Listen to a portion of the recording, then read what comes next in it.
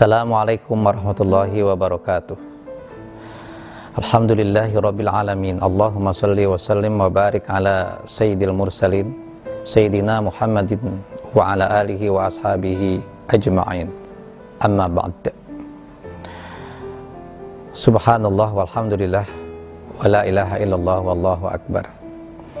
Allah mentarbiyah orang beriman.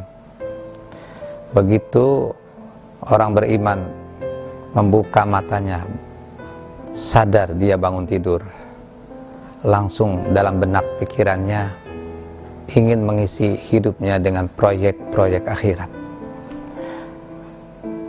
Ada di antara sekian banyak proyek akhirat, salah satunya adalah proyek menolong orang-orang yang zalim. Subhanallah. Bayangkan, orang zalim saja harus ditolong. Orang zalim terbagi dua secara garis besar. Pertama, mereka yang zalim adalah orang biasa. Yang kedua, orang yang berbuat zalim itu adalah orang yang diberikan kekuasaan, jabatan oleh Allah Subhanahu wa ta'ala. Ketika orang biasa berbuat zalim lalu ditolong, maka menolongnya agak sedikit mudah, ringan. Tapi bagaimana ketika orang yang zalim itu ditolong, maka kasusnya seperti bagaimana seorang Musa alaihi salam ingin menolong seorang Fir'aun, tapi sayang Fir'aun menuduh Nabi Musa sebagai al-fasad, perusak di muka bumi. Inni akhafu an ubaddila dinakum au ayyudhira fil ardil fasad. Demikian Fir'aun mengklaim, maka menuduh seorang Musa sebagai al-fasad, perusak di muka bumi. Kaum muslimin rahimakumullah, baginda Rasul pernah ditanya oleh para sahabat tentang bagaimana cara menolong orang yang zalim. Ketika beliau memberikan nasihat kepada sahabat, nasihat beliau begini: unsur akhaka waliman au madzuman. Tolonglah saudaramu yang berbuat zalim, dan tolonglah saudaramu yang dizalimi. Qila, para sahabat bertanya, nahnu nanzuru madzuman, fakaifa nansuru zaliman ya Rasulullah. Nahnu nansuru madzuman, kami mampu dan tahu caranya menolong orang yang dizalimi.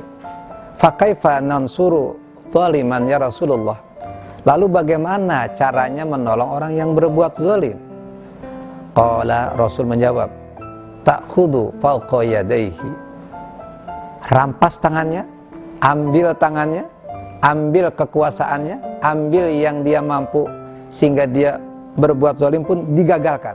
Jadi ambil tangannya, dirampas tangannya agar ia berhenti dari berbuat zalim. Banyak sekali bentuk-bentuk kezaliman. Apapun yang melawan syariat Allah itu adalah perbuatan zalim. Berbohong, curang, menipu, dan banyak perbuatan-perbuatan zalim yang lain.